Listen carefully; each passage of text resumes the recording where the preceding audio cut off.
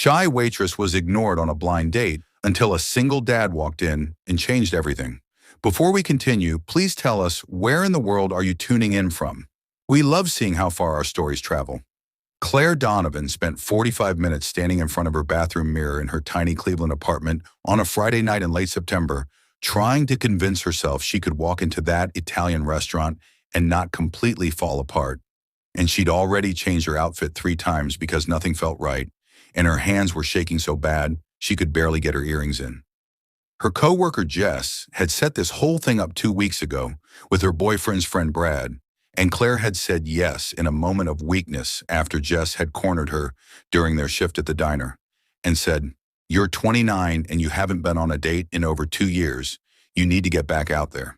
The problem was Claire had very good reasons for not dating, mainly that she was so shy around new people she could barely string sentences together. And the idea of sitting across from a stranger making small talk for an entire meal made her want to crawl under her bed and never come out. She'd almost canceled 3 separate times that week, had the text typed out and ready to send saying she was sick or had a family emergency or literally anything that would get her out of this. But Jess was so excited about it and kept telling her Brad was a great guy and they'd have so much in common, and Claire didn't want to disappoint the one person at work who actually made an effort to include her. So here she was at 7:25 wearing the blue dress Jess had approved via text and trying to remember how to breathe like a normal person. And she gave herself one more pep talk in the mirror that went something like, "You can do this, it's just dinner. 2 hours maximum, you've survived worse." She drove to Marino's Italian kitchen with her stomach in knots and had to sit in her car for 5 full minutes doing breathing exercises before she could make herself walk through the front door.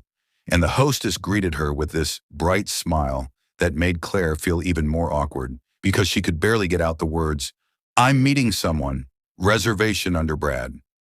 Brad was already sitting at the table when the hostess led her over, and Claire's first thought was he looked exactly like his picture, which was good, but her second thought was he was scrolling through his phone and didn't even look up when she approached. She stood there for a solid 3 seconds before he noticed her and said, "Oh, hey, you must be Claire," without actually standing up or putting his phone down. And Claire felt her face get hot the way it always did when she was uncomfortable. "Yeah, hi, nice to meet you." She managed to get out while sliding into her chair, and Brad gave her this quick once-over and said, "You look different than your picture," which wasn't exactly the opening line she'd been hoping for. Claire tried to laugh it off. "Oh, I don't really like having my picture taken, so Jess sent you an old one, I think." And Brad just nodded and went back to his phone. And they hadn't even been sitting together for 2 minutes and she already wanted to disappear. The waitress came over and took their drink orders, and Claire asked for water because her throat was so dry she could barely swallow. And she tried to start a conversation by asking Brad what he did for work because that seemed like a safe topic. "I'm in sales, medical equipment. It's pretty boring," he said, without looking up from whatever he was typing. And Claire waited for him to ask her anything about herself, but he just kept scrolling. She sat there feeling like an idiot and tried again. "Jess said you and her boyfriend work together?" And Brad said, "Yeah, Kevin's cool." And that was apparently the end of that. The waitress came back with their drinks and asked if they were ready to order appetizers. And Brad finally put his phone face down on the table and said, "Yeah, let's get the calamari, I guess," without asking Claire if she even liked calamari, which she didn't, but she wasn't about to speak up. 20 minutes into this disaster, Brad had picked his phone back up at least 4 times. And when Claire tried to ask him about his hobbies, he said, "You're quieter than I expected. Jess said you were shy, but this is kind of extreme." And the way he said it made Claire feel about 2 inches tall. She forced herself to respond, "Sorry, I'm just not great with first dates. I get nervous." And Brad shrugged like that was her problem, not his. The calamari arrived and Brad ate most of it while scrolling through what looked like Instagram. And Claire noticed he kept glancing over at their waitress every time she walked by. And when the woman came to check on them, Brad gave her this smile he definitely hadn't given Claire and said, "Everything's great. Thanks, gorgeous." And Claire wanted to sink through the floor. She was trying to figure out how to politely end this and just go home when Brad's phone actually rang, and he answered it right there at the table without excusing himself. "Hey man, what's up? Yeah, I'm just finishing up this thing. I'll meet you at Murphy's in like 20 minutes. Save me a seat. Claire's stomach dropped because the way he said this thing made it very clear he was talking about their date. And when he hung up, he looked at Claire with zero remorse and said, "So look, I'm going to be honest with you. This isn't really working for me. You're kind of boring, and I've got plans with some buddies, so I'm going to head out." Claire felt like she'd been slapped and she couldn't even form words, just sat there staring at him while he stood up and threw two 20s on the table like that, somehow made it okay that he was bailing on her in the middle of dinner. "That should cover my half. Have a good night," Brad said and walked out of the restaurant without looking back. And Claire sat there frozen in her chair with every single person within earshot, having definitely witnessed what just happened. Her eyes were burning with tears she refused to let fall, and her hands were shaking worse than before. And all she could think was, this is exactly why you don't put yourself out there. This is what happens when you try. The waitress came over looking genuinely sympathetic and said quietly, "Hun, can I get you anything else or just the check?" And Claire's voice came out barely above a whisper. "Just the check, please. I'm so sorry about all that." She was staring at her water glass trying to hold it together when she heard a man's voice say, "Hey, I'm really sorry to intrude, but I saw what just happened, and that guy's a complete idiot. Are you okay?" Claire looked up and saw a guy probably mid-30s standing next to her table, in jeans and a work jacket with grease stains on the sleeves, and he had this genuinely concerned expression that wasn't pity, just basic human decency. "I'm fine, thank you," Claire managed to say, even though she very obviously wasn't fine, and the guy gestured to Brad's empty chair. "Look, I'm just here picking up takeout for me and my daughter, but if you want company for a few minutes so you don't have to sit here alone feeling terrible, I've got time before my order's ready. Totally no pressure, though." Claire should have said no because talking to strangers was literally her nightmare scenario. But something about the way he asked made her feel like saying yes wouldn't be the worst thing. So she nodded and he sat down across from her. "I'm Ethan," he said, and didn't try to shake her hand or make it weird. Just sat there like this was a completely normal situation. "Claire," she said back, and her voice was still shaky, but he didn't comment on it. Ethan leaned back in his chair. "So on a scale of 1 to 10, how much do you wish you just stayed home tonight?" And Claire let out this surprised laugh that was half crying. "Honestly, like a 15. He smiled. "Yeah, that guy was something else. I was standing at the bar watching him ignore you for 20 minutes, and I kept thinking, someone needs to tell this dude that being on your phone during a date is basic level rudeness. And then he actually answered a call, and I was like, okay, this is next level terrible." Claire felt herself relaxing just slightly because he was making it okay to acknowledge how awful it had been, instead of pretending it wasn't that bad. They talked for maybe 5 minutes about absolutely nothing important, and Ethan told her his daughter was 8 and playing on his phone at the bar, probably bored he was taking so long, and Claire told him she worked at a diner, and this was her first date in 2 years, which was why she was so rusty at it. "For what it's worth," Ethan said when the hostess called his name for pickup, "that guy missing out on getting to know you says everything about him and nothing about you. I hope your next date is with someone who actually deserves your time." He stood up and headed to the counter, and Claire sat there feeling like maybe the whole night wasn't a complete disaster. And when the waitress brought over her check a minute later, Claire opened the folder and found it marked "paid in full" with a note scribbled on the receipt that said, "You deserve better, Ethan." And she looked toward the door, but he was already gone. Claire spent the entire next week thinking about Ethan in a way that was probably borderline obsessive. And every time she served a customer at the diner, she found herself looking up, hoping it would be him walking through the door, even though she had no logical reason to think a guy from the other side of Cleveland would randomly show up at her work. She told Jess about the Brad disaster the next day during their shift, and Jess had been appropriately horrified and apologetic. But when Claire mentioned the guy who'd sat with her after and paid for her meal, Jess had grabbed her arm and said, "Claire, that's literally the beginning of a romance novel. Please tell me you got his number." Claire had to admit she didn't even know his last name and had no way to contact him. And Jess looked at her like she'd just confessed to a crime. The Italian restaurant staff couldn't give out customer information when Claire called them Tuesday afternoon, which she understood but also found incredibly frustrating, because how else was she supposed to find someone who'd showed up exactly when she needed kindness and then disappeared like some kind of fairy godfather. She tried searching Ethan Mechanic Cleveland on social media but got about 400 results, and none of the profile pictures looked right. And by Thursday, she'd convinced herself she was never going to see him again and needed to just accept that sometimes people drift into your life for 5 minutes and then they're gone. Saturday morning, she was working the breakfast rush at Coleman's Diner, pouring coffee and taking orders and trying not to burn herself on the industrial-sized griddle, when the bell above the door chimed and she looked up out of habit and literally almost dropped the entire pot of coffee she was holding. Ethan walked in with a little girl who had to be his daughter based on the fact that she had the same dark hair and was holding his hand while chattering about something that required a lot of hand gestures. And Claire just stood there frozen in the middle of the dining room until her coworker Tony said, "Earth to Claire, you okay?" She nodded and somehow made her feet move toward the hostess stand where Ethan was asking for a table for two. And he didn't even glance at her because she was in her work uniform with her hair pulled back in a bun and a name tag that said Claire. But people never really looked at waitresses' faces. The hostess sat them in Claire's section because of course she did, and Claire had about 30 seconds to pull herself together before she had to walk over there with menus and somehow form coherent sentences. She approached their table with her heart pounding so hard she could hear it in her ears, and the little girl was already announcing, "I want chocolate chip pancakes with extra chocolate chips and whipped cream and also orange juice," before Claire even got the menus down. Ethan was smiling at his daughter. "Lily, we haven't even looked at the menu yet. Maybe say good morning to the waitress first." And Lily looked up at Claire with big brown eyes and said, "Good morning. I still want chocolate chip pancakes, though."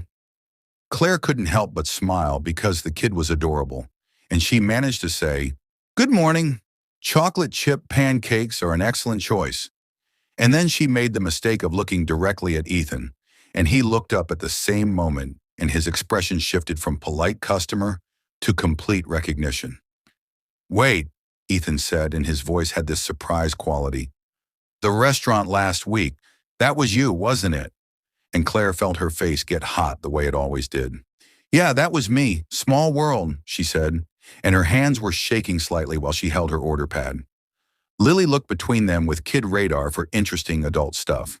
"Do you guys know each other? Are you friends? Did you go to school together?"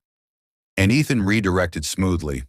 "We met briefly last week, and right now I think she's trying to take our breakfast order, so let's not bombard her with questions." Claire appreciated the save and took their orders. Lily's complicated pancake request, and Ethan's simple coffee and scrambled eggs. And when she walked away to put the ticket in, she had to stand by the kitchen for a minute, just breathing, because what were the actual odds? Over the next few weeks, Ethan and Lily would show up for Saturday breakfast, and Claire started to realize that the version of herself that showed up at work was way less shy than the version that had to navigate social situations without the safety net of her job. She could talk to Lily about second grade and the hamster in her classroom named Professor Whiskers. She could ask Ethan how his week was while refilling his coffee, and somehow the uniform and the context made it feel less scary. Ethan mentioned during week 2 that he ran an auto repair shop on the east side and had Lily every other week when he wasn't sharing custody with his ex-wife, and Claire found herself looking forward to Saturdays in a way she never had before. Week 4. Ethan started showing up alone on Wednesday afternoons during the slow period between lunch and dinner rush, and he'd sit at the counter with coffee and the newspaper doing a crossword, while Claire wiped down tables and prepped for the evening shift. They'd talk in the spaces between her other customers, little conversations about nothing and everything, and Ethan told her about his divorce 2 years ago that had been mutual and amicable, but still lonely. And Claire told him about growing up so shy she used to hide behind her mom at family gatherings. "Does it get easier?" she asked him one afternoon while refilling the ketchup bottles. "The whole putting yourself out there thing?" And Ethan had looked at her thoughtfully. "Honestly, not really. You just get better at faking it until it feels real." The shift happened on a rainy Wednesday in late October when the diner was completely dead, and Ethan had been sitting at the counter for over an hour, and Claire was wiping down the same spot on the counter for the 3rd time because she didn't know what to do with her hands. "Claire," Ethan said, and something in his tone made her look up. I'm just gonna ask this straight out because I'm not great at hints. Would you want to have dinner with me sometime? Like an actual planned thing, not just me showing up where you work? Claire felt her stomach drop, and her immediate instinct was panic. The same feeling she'd had before the Brad date, except worse, because this time she actually liked the person asking. I don't think that's a good idea, came out of her mouth before her brain could catch up, and she watched Ethan's face shift from hopeful to carefully neutral. Okay, no worries, I just thought I'd ask, he said, and his voice was casual, but Claire could see she'd hurt him. She tried to explain, it's not that I don't like you, I'm really bad at dating, like catastrophically bad, and I don't want to mess this up. But even as she said it, she knew it sounded like an excuse. Ethan put money on the counter for his coffee. You don't have to explain, Claire, I get it. I'll see you around. And he left before she could figure out how to make it better. And she stood there feeling like she'd just made the biggest mistake of her life. 2 weeks went by and Ethan didn't come back. Not on Wednesday and not on Saturday. And Lily didn't bounce through the door asking for chocolate chip pancakes. And Claire felt the absence like a physical thing. Jess noticed her moping around during their Thursday shift and finally cornered her in the kitchen. What's going on with you? You've been miserable for weeks. And Claire told her everything. The whole story from Brad to Ethan to turning him down out of pure fear. Jess looked at her like she'd grown a second head. Let me get this straight. A genuinely nice guy who's been showing up consistently for a month, who paid for your meal when a jerk ditched you, who has an adorable daughter and actual job, asked you out, and you said no because you're scared. Claire nodded miserably and Jess shook her head. Claire, I love you, but you need to hear this. You can't let one bad date with one terrible guy make you shut down the first decent opportunity you've had in years.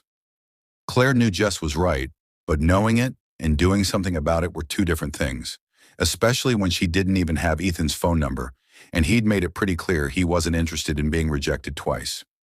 She was working the Saturday lunch shift 2.5 weeks after the rejection, trying not to stare at the door every 5 seconds. When the bell chimed and Brad walked in with a blonde woman who was definitely not Claire, and they were laughing about something, and he had his arm around her like he was God's gift. Claire's stomach turned and she tried to duck into the kitchen, but Tony had already seated them in her section, and she had to walk over there with menus, like seeing her ex-blind date who ditched her wasn't making her want to throw up. Brad looked right at her when she approached the table and just said, "Coffee for both of us," like she was furniture. And Claire realized this man had humiliated her and now treated her like she was invisible. She took their order on autopilot, and when she walked away, she made a decision that had been building for 2 weeks. She was done letting fear and shyness run her entire life. She was done letting guys like Brad make her feel worthless and guys like Ethan walk away because she was too scared to take a chance. Her shift ended at 3 and she went straight to the Italian restaurant where this whole thing started, walked up to the hostess and said, I need a huge favor, and I know this is weird, but there was a guy who orders takeout from here a lot. His name is Ethan, and he has a daughter. Do you by any chance have his phone number or know where he works? The hostess recognized her from the Brad night, and her expression softened. I can't give out numbers, but he orders from the same auto shop, Rivers Auto Repair on East 65th. It's probably his place. Claire thanked her and drove across town with her heart in her throat. And when she pulled up to a garage with a faded sign that said Rivers Auto Repair, she sat in her car for a full 2 minutes, trying to remember how to be brave. Claire walked into Rivers Auto Repair at 3:45 on a Saturday afternoon, and the place smelled like motor oil and metal and hard work. And there were 2 cars up on lifts and tools scattered across workbenches and someone's boots sticking out from under a blue sedan. She stood there in the doorway, feeling completely out of place in her diner uniform, with her heart pounding so hard she thought she might actually pass out. And she was about to turn around and leave when the boots moved and Ethan rolled out from under the car on one of those creeper things mechanics use. He was covered in grease and didn't see her at first, just stood up and grabbed a rag to wipe his hands. And when he finally looked toward the entrance and registered who was standing there, his entire expression went from surprise to guarded in about 2 seconds. Claire, he said, and his voice was carefully neutral, what are you doing here? And Claire's mouth went completely dry because She'd rehearsed what she was going to say the entire drive over. But now that he was standing in front of her, every single word disappeared from her brain. She forced herself to take a step inside. I know this is weird, and I probably should have called, except I don't have your number, but I needed to tell you something, and I couldn't wait anymore. Ethan set the rag down on the workbench and crossed his arms. Not in an angry way, but definitely in a protective way. Okay, I'm listening. Claire took a shaky breath and just said it before she lost her nerve. I made a mistake when I said no to dinner. I wasn't saying no because I don't like you. I was saying no because I was terrified, and I've regretted it every single day for the past 2 weeks. Ethan's expression didn't change, and he didn't make this easy for her. Claire, I appreciate you coming here to tell me that, but I can't be the guy you practice being brave with and then bail on when it gets hard. I've got Lily to think about, and I can't do halfway. Those words hit Claire like a punch because they were fair, and she deserved them, and she felt tears starting. But she blinked them back because she hadn't driven across town to fall apart. I know you can't, and I'm not asking you to, but I need you to understand something. Her voice was shaking, but she kept going. I've been shy my entire life, like debilitatingly shy. The kind where I've turned down job opportunities and lost friendships and avoided every chance at a relationship because I was too scared to put myself out there. And I'm so tired of living like that, Ethan. I'm tired of letting fear make all my decisions for me. Ethan's arms uncrossed slightly and Claire could see she was getting through to him, so she kept talking. That night at the restaurant when Brad walked out on me, I felt like the smallest, most invisible person in the world.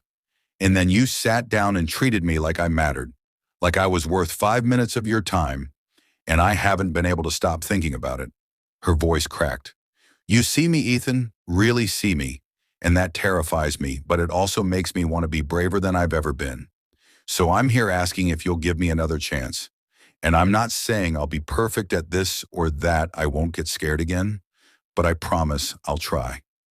Ethan was quiet for a long minute just looking at her, and Claire couldn't read his expression and was starting to think she'd completely blown it when he finally spoke. What changed? He asked, and his voice was softer now. 2 weeks ago, you were sure this was a bad idea. What's different now? Claire thought about Brad sitting in her section, treating her like nothing. Thought about 2 weeks of missing Ethan's Wednesday afternoon crosswords and Lily's pancake orders.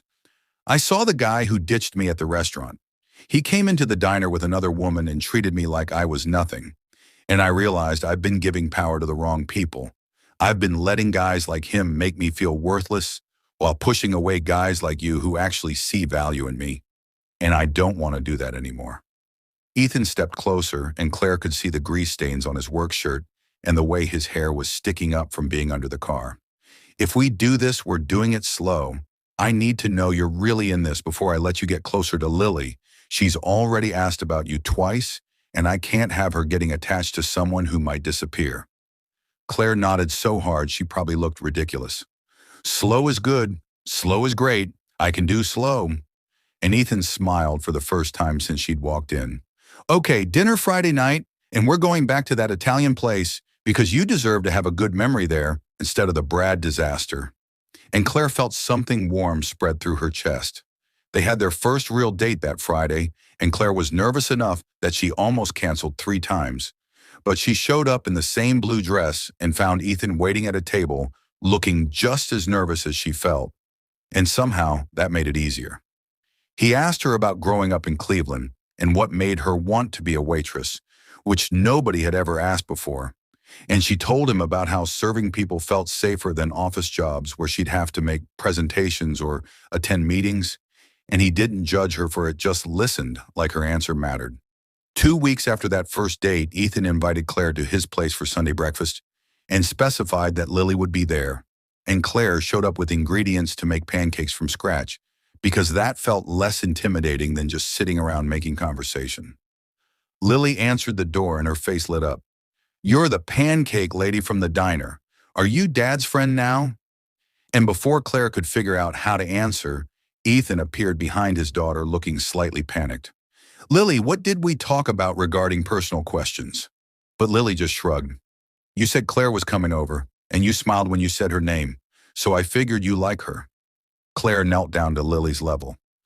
"Your dad and I are getting to know each other. Is that okay with you?"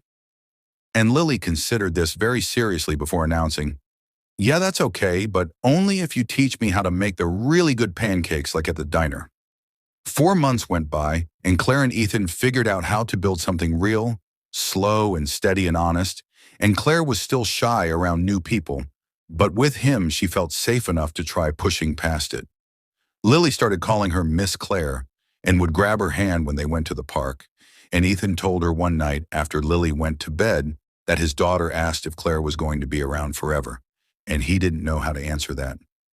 "What did you tell her?" Claire asked with her heart in her throat, and Ethan pulled her closer on the couch.